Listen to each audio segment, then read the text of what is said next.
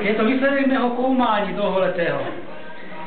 Aby se mi to nerozpadlo na mouchu, tak jsem ty rohličky opekl, jo? Na sucho, už tvrdé, jako, jo? Nebo polotvrdé. To úplně tvrdé na kost. Dal jsem tam na dekoraci tmavý chleba, bavorský, aby to vypadalo jako vídeňský švejkový knek. Tak, jo? Musí se to dobře namočit, protože když jsem to tam dal jenom těsto, tak to dostalo tvrdé a veničku, tak to prosím, teď to namočíme. Částečně do vody, částečně s mlékem. Tím, že to je upražené, tak by se to mělo jako rozpadnout. Kolik tam máš rohlíků? 3 rohlíky jsou tady asi, a tak zahrstovat a zahrstovat, mělo by to být plná, uvidíme, kolik to bude. No. A, takže, mlíko.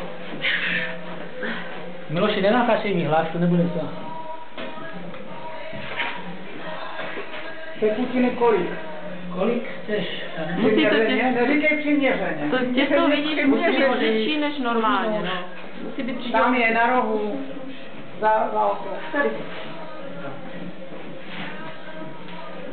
Mělo by to být víc mokré, jak těsto normálně, protože ta mikrovlnka si to vysušuje. Takže víc normálně to těsto se musí lít. Položitky, no, musí se lít. No, to se ti musí vyloženě lít. Nevím, kolik to zažije, ale asi dost. Půl litra? Není to ještě půl litra. Mlíko není asi potřeba vyložené na to, ale mělo by se to nechat namočit, ale než to namočíme, rozděláme těsto, to si budeme sednout.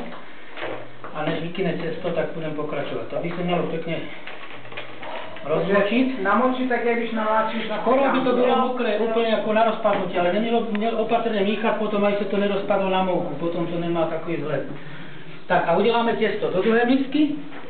Použiju jsem polohrubou mouku. Víš proč? Protože to je kompromis. Jestli nevím, jestli hladkou nebo hrubou, dám polohrubou. Mám výhled. Moje maminka říkala, že polohrubá může jít klidně do vody, jestli je hrubá. Co? Že polohrubá může jít do vody. Takže knedle dělala... Já jsem zapomněl vajíčko. Ještě vajíčko bylo. Mouky by mělo být asi tolik toho. Když jsem dal málo toho, tak to nelepilo, nebylo dobře obalené, takže zhruba tak mouky. Vajíčko si donesu, takže to si zapamatujte vajíčko. A já tam totiž ty rohlíky, já to mám na kostičky a já tam dám, až mám to všechno hotové. Nebudu vám dávat všechno, proto dávám na 2 várky, takže zhruba půlku kvasnic nebudu dávat všechny, jo?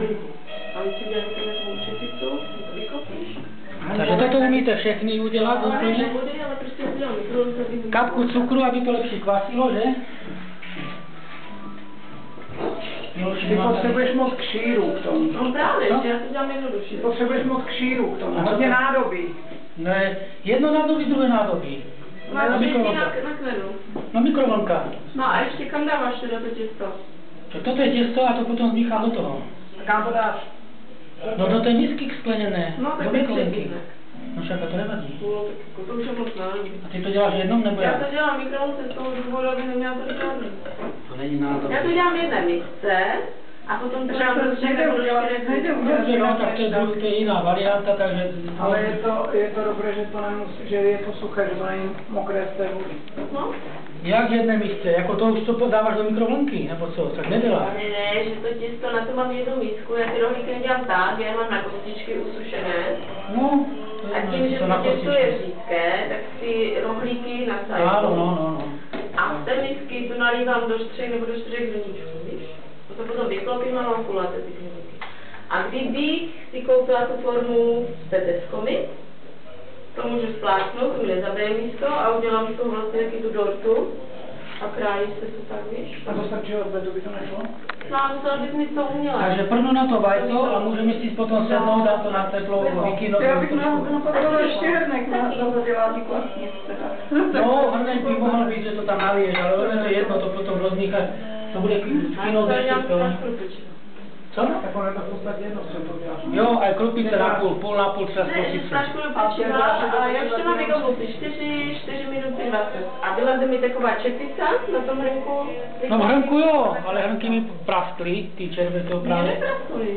A máš 6 hrnků potom zase restí zbytečně? Mám 3 hrnky. No já se to dělá třeba 6, protože to vešlo na 6. Vy chceš udělat většinárku a to zase No, ale teďka máš ještě nakynutí, toto, No ne, žádné nakynutí, to můžeš udělat. To už potom radši vůbec nebudu. Jsi pohodlná. Já nejsem pohodlná, já mám méně času než ty. Když chceš mít pořádný výsledek, musíš tomu věnovat se trošku s láskou. S láskou, ano, to může chlap, který nedělá nic jiného. No vidíš, však o tom mluvím, proto to předvádím, abyste to dělali, jak se to má dělat. Abys to dělal... Počkej, však až budeš zaměstnaný, budeš pěkně o 5 vstávat, přijdeš ve 4 odpoledne, vyflusnutý, budeš se nakoupit, Já si jenom pro sebe navážím. No tak to se chceš tam, no. Tak, jdu pro vajíčko, ty můžeš.